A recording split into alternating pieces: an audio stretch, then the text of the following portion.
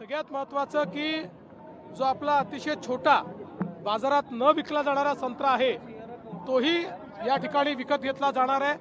त्यामुळे शेतकऱ्यांना मोठा फायदा होईल आणि केवळ संत्राच नाही तर त्याच्यासोबत सायट्रस फॅमिलीचे जेवढे वेगवेगळे फळं आहेत या सगळ्यांचं प्रोसेसिंग या ठिकाणी होणार आहे।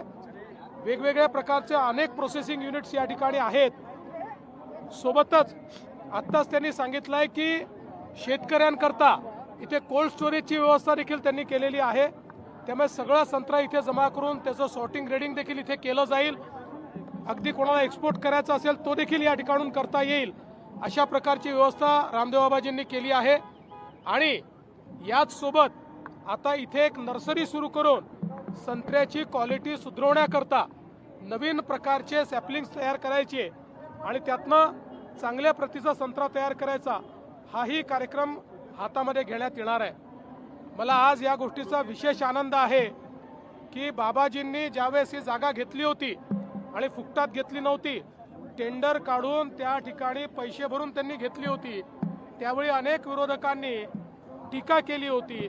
आज त्यांनी येऊन बघितलं पाहिजे की रामदेव बाबांनी कशा प्रकारे विदर्भातल्या शेतकऱ्याच्या जीवनामध्ये परिवर्तन आणणारा प्रकल्प हा या ठिकाणी सुरू केलेला आहे। मोठ्या प्रमाणात मदत होईल कारण आपल्याकडे अन्न प्रक्रिया केंद्र नसल्यामुळे मोठ्या प्रमाणात प्रॉब्लेम होत होते। एक गोष्ट अजून मला सांगितली पाहिजे की हा हर्बल पार्क देखील आहे, त्यामुळे आम्ही मागे चर्चा केली, गडचिरोली आहे, मेळघाट आहे, या ठिकाणी खूप मोठ्या प्रमाणात आपले हर्बल सगळ्या गोष्टी उपलब्ध आहेत। त्याचंही सोर्सिंग या ठिकाणी करून आणि या हर्बल पार्कमध्ये त्यालाही किंमत मिळावी अशा प्रकारचा आमचा प्रयत्न असेल।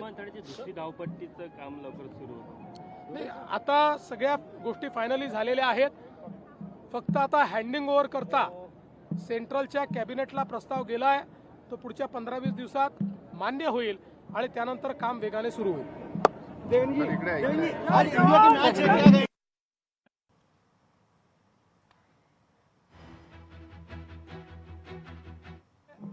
140 करोड़ लोगों की दुआएं भारत के साथ है और हमारी टीम जिस प्रकार से परफॉर्म कर रही है मुझे लगता है निश्चित रूप से हम जीतेंगे।